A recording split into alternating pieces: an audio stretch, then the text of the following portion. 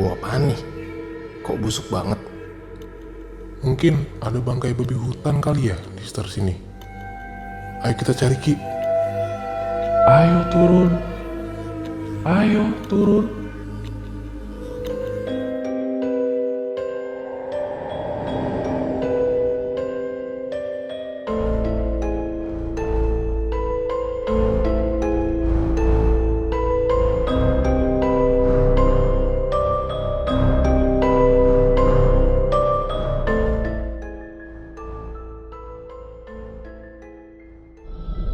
Om Mamat, obrolan malam Jumat.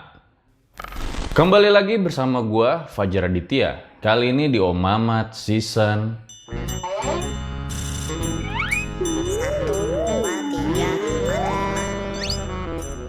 2.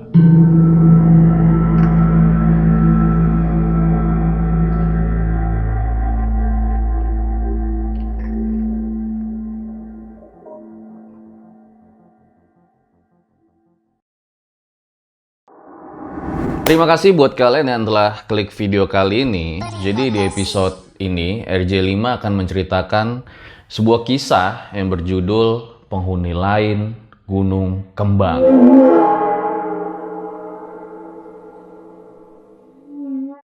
Ini cerita yang ditulis oleh Lakon Story, dimana kalau menurut gua cerita ini agak sedikit berbeda dari yang biasa diangkat oleh RJ5.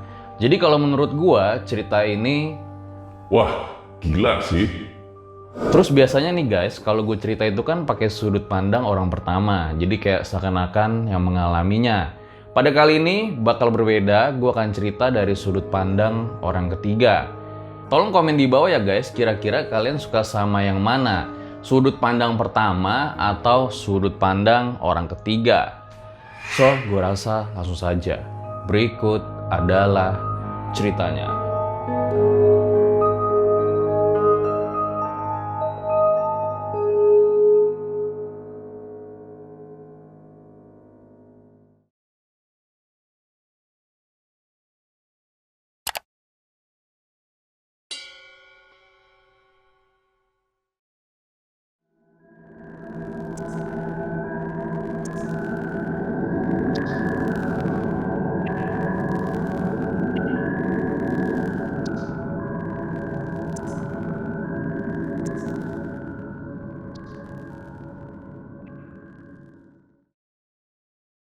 Gunung Kembang merupakan salah satu gunung yang berada di Jawa Tengah.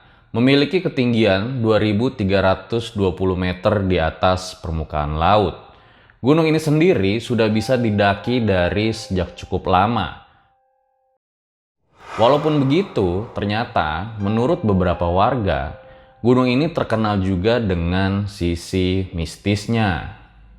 Tetapi hal itu tidak menjadi masalah sama sekali bagi Adit dan lainnya. Mereka berangkat bermodalkan niat baik untuk menikmati keindahan di Gunung Kembang yang memang terkenal dengan keindahannya. Waktu itu mereka melakukan pendakian di sore hari dikarenakan harus mengerjakan beberapa pekerjaan terlebih dahulu. Dan sebetulnya dari awal rombongan mereka ini sudah bisa dikatakan agak bermasalah. Dikarenakan salah satu anggotanya mendaki saat datang bulan, yaitu Intan. Sebetulnya mereka itu sudah mengetahui hal tersebut sejak dari rumah, tapi entah mengapa mereka tetap melakukan pendakian. Karena jarak rumah Adit dengan pos pendaftaran Gunung Kembang yang lumayan jauh, akhirnya mereka baru sampai di pos pendaftaran pada saat sore hari. Setelah melengkapi logistik dan istirahat sebentar, Adit melakukan registrasi dan baru memulai pendakian pada pukul 5 sore. Di awal pendakian semua terlihat biasa-biasa saja, hingga akhirnya Adit memasuki pos peristirahatan yang biasa disebut dengan kandang celeng. Di situ ternyata Adit melihat ada sosok kakek-kakek berbadan kurus, lengkap memakai baju adat Jawa dengan belangkonnya. Kakek itu duduk persis di belakang Intan. Tapi pada saat itu Adit tidak bilang kepada siapa-siapa karena takut merusak suasana.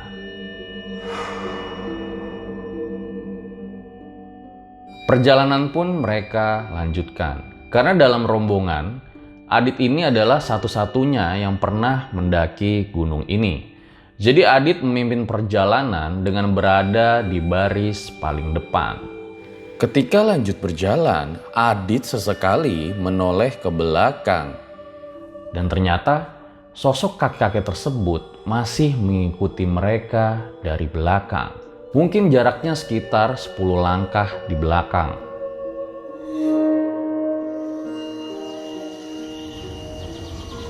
Hawa dingin mulai terasa.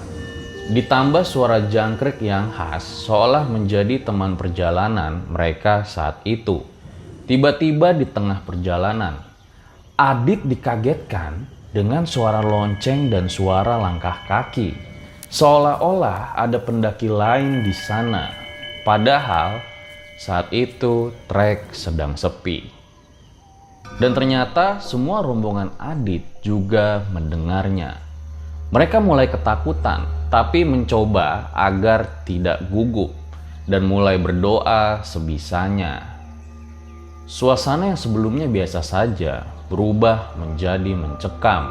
Ditambah lagi pada saat itu, Sheila dan Putri tiba-tiba saja memohon untuk tidak melanjutkan perjalanan dan kembali saja untuk pulang. Dit, balik aja yuk, nggak berani gue. Itu tadi suara apaan? Deket banget loh, berasa pas di depan kita. Balik aja lah yuk, takut nih gue. Iya nih Dit, apalagi kita bawa Intan. Dia lagi hate. Perasaan gue udah gak enak dari tadi. Lanjut aja lah, gunung ini kan gak tinggi-tinggi banget. Gak lama lagi juga kita nyampe. Bismillah aja pelan-pelan. Mau balik juga udah nanggung, karena kita udah sampai sini. Iyalah, nanggung nih. Mereka pun akhirnya berhenti sejenak dan coba menenangkan diri. Di sela-sela istirahat, tiba-tiba saja Intan menghampiri Adit. Dit, kita baik-baik aja kan? Gue ngerasa ada ngikutin loh dari tadi. Mau noleh ke belakang gak berani, gelap banget. Halah, itu cuma perasaanmu aja. Tetap berpikir positif, sambil terus berdoa ya. Kita udah gak jauh kok, mungkin sekitar 2 jam lagi kita sampai puncak. Adit mencoba menenangkan Intan. Padahal lagi-lagi pada saat itu, Adit melihat kalau sosok kakek-kakek tersebut masih ada dan duduk tepat di belakang Intan. Kira-kira siapakah sosok kakek tersebut?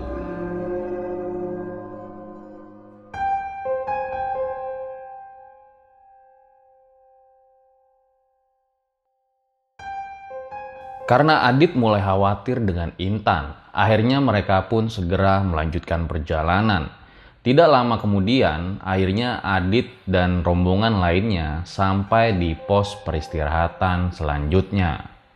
Memang Gunung Kembang meskipun bukan gunung yang tinggi, tapi trek di sini cukup menguras tenaga. Makanya tidak heran jika gunung ini memiliki beberapa pos peristirahatan.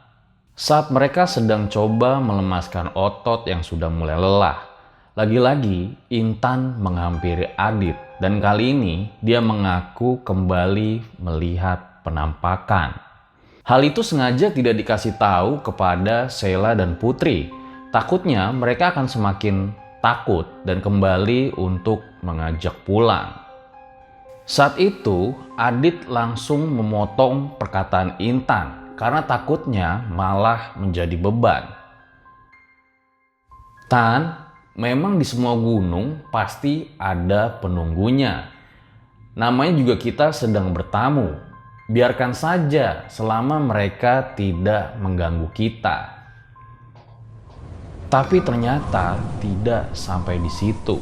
Tiba-tiba saja angin berhembus dengan kencang, disertai suara burung gagak yang sangat nyaring, seolah-olah mengusir Adi dan rombongan dari tempat peristirahatan tersebut. Mereka berteriak dan langsung berlari meninggalkan pos tersebut dengan rasa ketakutan. Karena saat itu Adi juga ketakutan, tanpa sadar mereka saat berlari belok ke arah yang salah. Memang di salah satu pos di gunung ini terdapat beberapa simpangan jalan yang cukup membingungkan para pendaki. Tapi untungnya saja mereka tiba-tiba saja diteriaki oleh pendaki lain kalau rute mereka itu salah. Woi, jalurnya bukan ke situ. Adit pun cukup kaget karena tiba-tiba saja ada pendaki lain. Akhirnya mereka kembali dan berterima kasih kepada pendaki tersebut. Dan mereka malah melanjutkan perjalanan bersama sampai ke puncak. Saat itu kondisi puncak lumayan ramai dan hal itu cukup membuat Intan, Sheila, dan Putri yang sebelumnya ketakutan menjadi lebih tenang. Tetapi tidak bagi Adit karena pada saat itu ia masih melihat sosok kakek-kakek yang mengikuti mereka dari bawah. Kakek tersebut kembali duduk dan memandangi semua aktivitas mereka di tenda.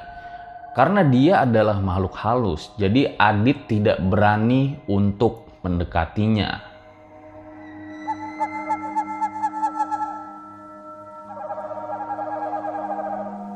Malam semakin larut dan mereka harus bergantian dalam menjaga tenda. Dikarenakan di gunung ini banyak babi hutan yang tidak segan-segan masuk ke tenda pendaki untuk mencuri makanan.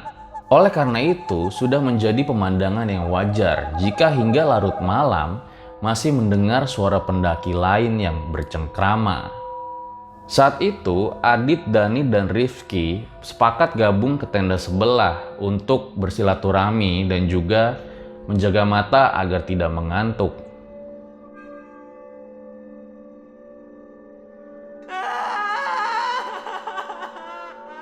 Kemudian setelah beberapa lama, mereka dikejutkan dengan suara teriakan histeris dalam tenda. Dan ternyata itu adalah suara Intan. Kira-kira apa yang terjadi dengan Intan?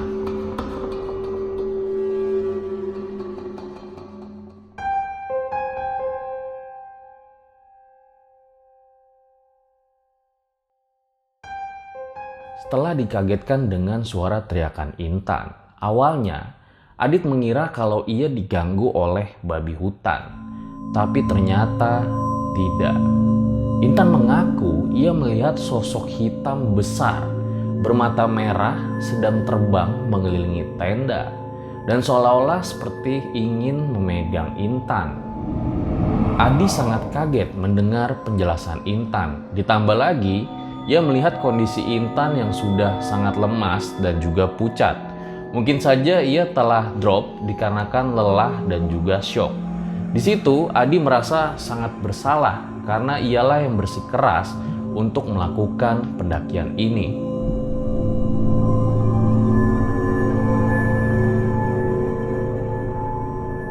Sepanjang malam pun Adit putuskan untuk tidak tidur dan menjaga teman-temannya. Sembari sesekali ia menoleh ke arah sosok kakek-kakek tersebut. Karena di sini Adit yakin kalau kakek itu ada hubungannya dengan semua gangguan pada kali ini yang menyebabkan perjalanan menjadi tidak menyenangkan. Malam semakin larut hingga tiba-tiba saja Rifki mencium ada bau bangkai yang menyengat. Dit, bau apaan nih? Kok busuk banget? Mungkin ada bangkai babi hutan kali ya di sekitar sini. Ayo kita cari, Ki. Adit saat itu hanya diam karena ia tahu kalau bau tersebut bukan berasal dari babi hutan, melainkan bau yang berasal dari makhluk halus yang selama ini kita kenal dengan genderuwo. Adit mengenal bau ini karena ia pernah mencium bau ini dan berjumpa sosoknya di gunung lain. Hitam, tinggi besar, dan berbulu lebat di sekujur tubuhnya. Jadi waktu itu Adit memang sengaja membiarkan Dani dan Rifki mondar-mandir mencari sumber bau yang dimaksud, walau tidak akan ketemu, pikir Adit. Di sela-sela Adit sedang ditinggal oleh Dani dan Rifki mencari sumber bau tersebut, tiba-tiba saja Adit melihat ada sosok burung besar sekali sedang terbang rendah mengitari tenda mereka. Adit sangat mendengar dengan jelas kepakan sayap dari burung tersebut.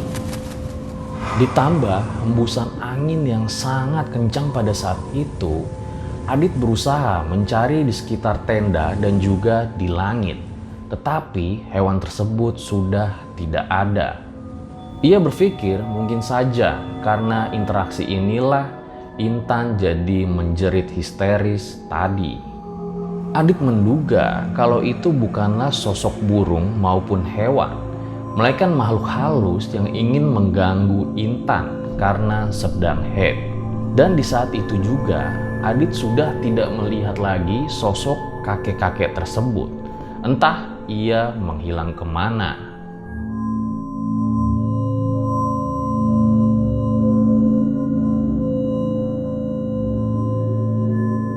Hal itu membuat dugaan Adit semakin kuat dengan sosok kakek tersebut, kalau ia ada hubungannya dengan semua gangguan ini. Saat itu juga Adit langsung memanggil Dani dan Rifki agar ia lebih tenang. Dikarenakan pada saat itu Adit sangat gemetar ketakutan. Setelah Adit bercerita sedikit kepada Rifki mengenai gangguan binatang tadi, entah apa yang dilakukan oleh Rifki. Belum selesai dia mendengarkan cerita, tiba-tiba saja dia memasuki tenda dan mengambil sedikit garam untuk ditaburkan di sekitar tenda.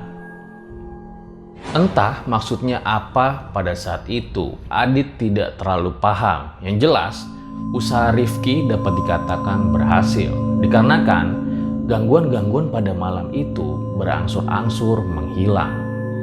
Karena kelelahan, Adit akhirnya tidur di depan tenda dan ia terbangun karena kaget mendengar suara Sheila yang berkata bahwa ia akan pulang sekarang itu juga. Ayo kita pulang, sekarang ini juga. Melihat waktu yang menunjukkan masih pukul 6 pagi, tentunya Adit tidak setuju dan mengatakan bahwa lebih baik kalau kita sarapan dulu. Tawaran Adit pun mereka tolak. Dikarenakan pada saat itu, Intan sudah benar-benar berubah. Mereka sudah tidak lagi mengenali Intan. Intan menjadi pendiam dan sama sekali tidak mengucapkan sepatah kata pun. Dengan tatapan kosong, ia hanya sesekali berkata, Ayo turun, ayo turun.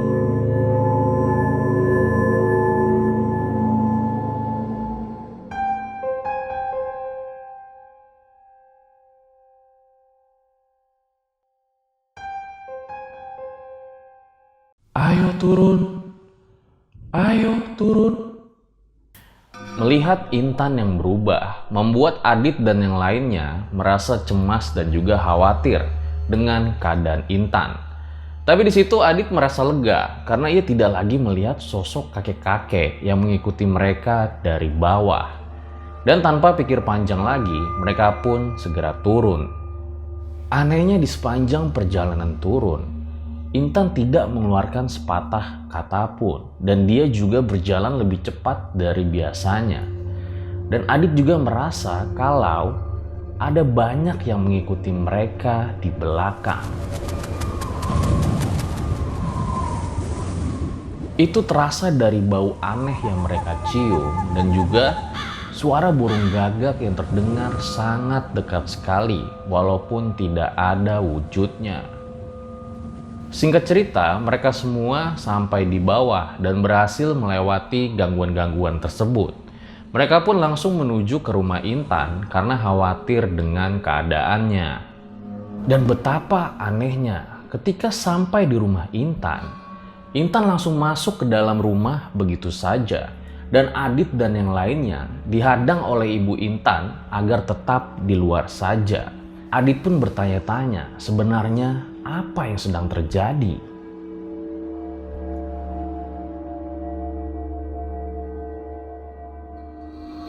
Selang beberapa lama, akhirnya Intan keluar dengan wajah yang segar seakan-akan tidak habis naik gunung. Padahal pada saat itu, Adit dan yang lainnya sedang lusuh dan juga kecapean. Walaupun begitu, Adit ternyata lega kalau Intan sekarang sudah sehat kembali. Dan mereka pun istirahat di rumah Intan sambil memasak mie sisa kemarin yang belum habis. Di sela-sela sedang istirahat, tiba-tiba saja Ibu Intan menghampiri mereka dan berkata, sebenarnya Intan dari awal itu udah dilarang sama ibu untuk ikut mendaki gunung. Akan tetapi, karena dia memaksa, mau gak mau akhirnya ibu izinkan juga. Ketika pulang tadi, ibu tidak melihat Intan yang masuk ke rumah ini. Melainkan ibu melihat sosok kakek Intan yang sudah meninggal beberapa tahun yang lalu.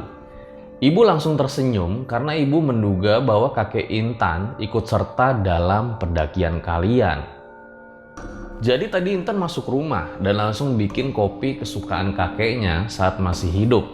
Lalu istighosa sebentar, alhamdulillah kakeknya langsung keluar.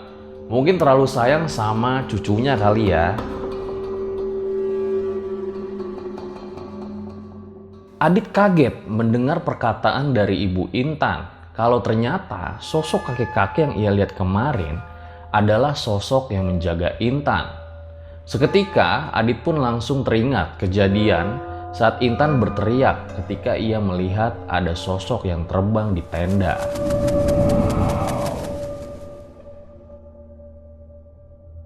Kalau saja ia tidak dijaga, mungkin Intan pada saat itu bisa kesurupan atau hilang dalam pendakian.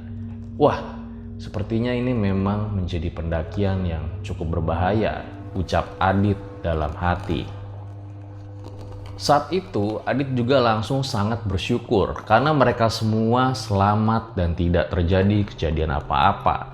Kalaupun sampai terjadi sebuah kejadian, pasti orang tua Intan akan menuntut kepada Adit dan juga cerita ini menjadi lebih panjang. Akhirnya Adit dan kawan-kawan pamit kepada Intan dan keluarganya, membawa sebuah pengalaman yang mungkin saja mereka tidak lupakan sepanjang hidup.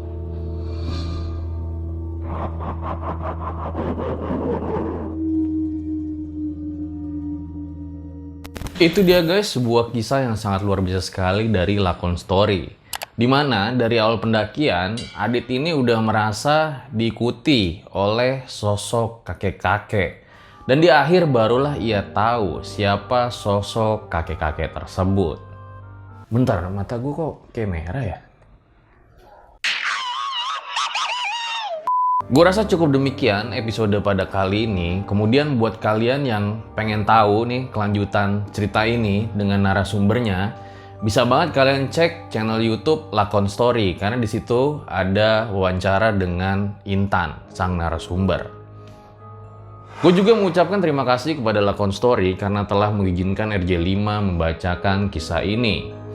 Lagi-lagi intinya kalau menurut gua, perbanyak berdoa, selalu memohon perlindungan dengan yang di atas, dan juga tetap berani. Gua Fajar Aditya, RJ5, undur diri. Ciao!